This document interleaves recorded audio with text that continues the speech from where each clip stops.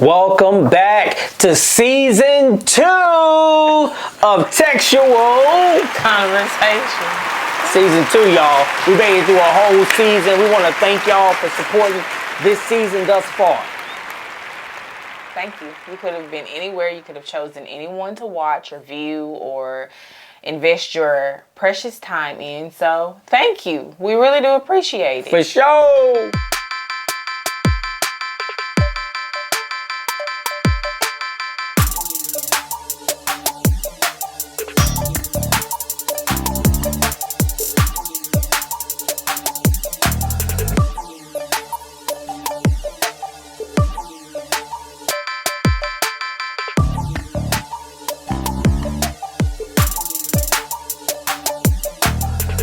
Good one for you today. It's the Book of Ruth. They're in the Book of Ruth, man. Naomi and Ruth.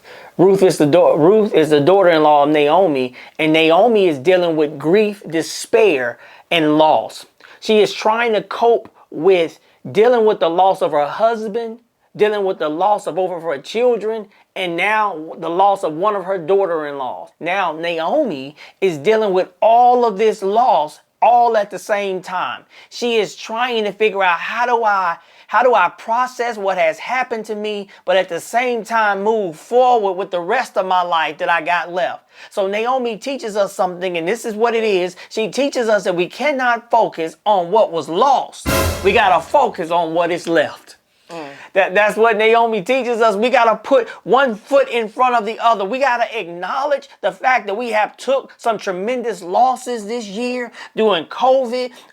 We lost a lot of time. We lost a lot of profits. We gotta suck that up, and we have done a lot of loss, but we can't focus on what was lost. We got to focus on what is left. Yeah, that's what she teaches us, man. That she still got to wake up and put one foot in front of the other, regardless of what she's facing. And nobody cares about your circumstances. Nobody cares about what you're going through and what your spouse issues. And nobody care about none of that. They just want to know at the end of the day that we pay you to do a job. Can you do your job? Can you come to work and smile and not tell us about can you leave at home and come to work? And Naomi is putting one foot in front of the other and dealing with her circumstance. I'm not saying she's dealing with it in a healthy manner. We're not saying, because she could probably benefit from a couple thousand hours of counseling. She could probably benefit by telling somebody how she feels left, how she feels broken about her family issues, her parental issues, mama or father issue. I mean, she could probably benefit from telling a healthcare professional about some of the stuff that she is battling. Naomi, this is. Naomi, yeah. Naomi, man, because then it's one thing for you to know that you're battling it, but when she comes back, going back to her hometown, they say, ain't this Naomi? And she is so broken, she is so bruised that she says she don't want to be called Naomi. She want to be called Mara. She said, I left here, I was full, but I'm coming back empty. And that right there is enough for anybody right there. If anybody ever been there, Lord knows I done been there, Keisha. But the thing that is interesting to me about that is her perspective was that she went away full, came back empty. But it must have been something truly special about Naomi because her daughter-in-law wanted to cling to her. You don't just cling to people that are nasty or messy or pessimistic people. You cling to people that give you life, that breathe energy into you, that are about their business, that are nurturing, that are positive influences in your life. So for Ruth to want to cling to Naomi, I think that says a lot about Naomi's character, even though in this season of her life she feels like Mara. She's bitter because she's suffered some loss, she's taken some great hits, but I do think that there was some good about Naomi that someone else at least could see on or in her life because they wanted to cling to it. And that Ruth, wanted to cling to her. Now Orpah was like, deuces. I'm going back to my people. I'm going back to what I know. But Ruth hung in there. And the other thing interesting that I find about Ruth is that I hear a lot of people speaking about, I want my Boaz, or I can't wait till I get my Boaz. I'm sure you've heard that as well. But they want a Boaz, but they wouldn't dare want the journey that Ruth took to get Boaz. That's all day. You know, that's all day. People always are in love with the results. They're not in love with the process. They always in love with, man, if you pull up in a Bentley, Lord, how did you get that Bentley? Well, I did this right. I mean, I love it, but they're not in love with the grind.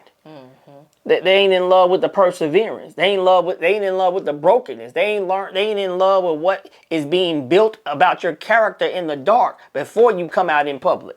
You know what I'm saying? That's one of the things I think about Moses. People always talking about Moses, but one of the things that's fascinating is that Moses got equipped with his tools in the dark before he displayed them in public.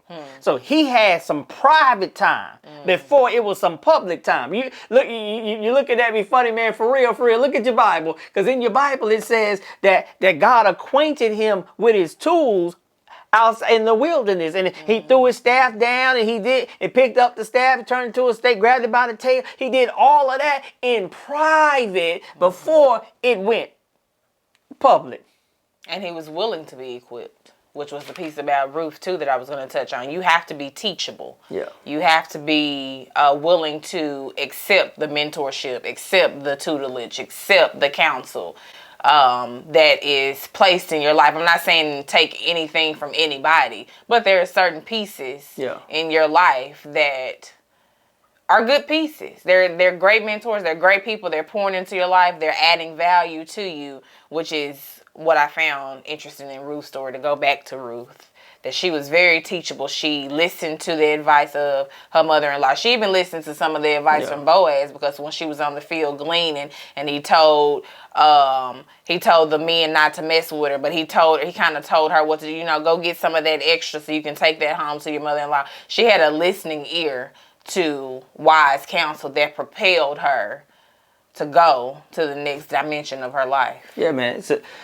It shows that she's willing to go out there, and she's working, but she didn't mind being seen working, and she's picking up the scraps. She's doing the little things that people, he's like, who is that? Let her do whatever she's going to do.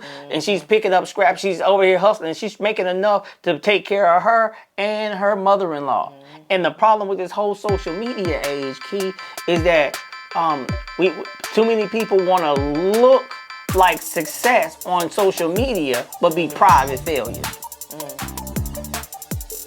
That's it. Hey, thank y'all for joining us for Textual Conversation. Holla.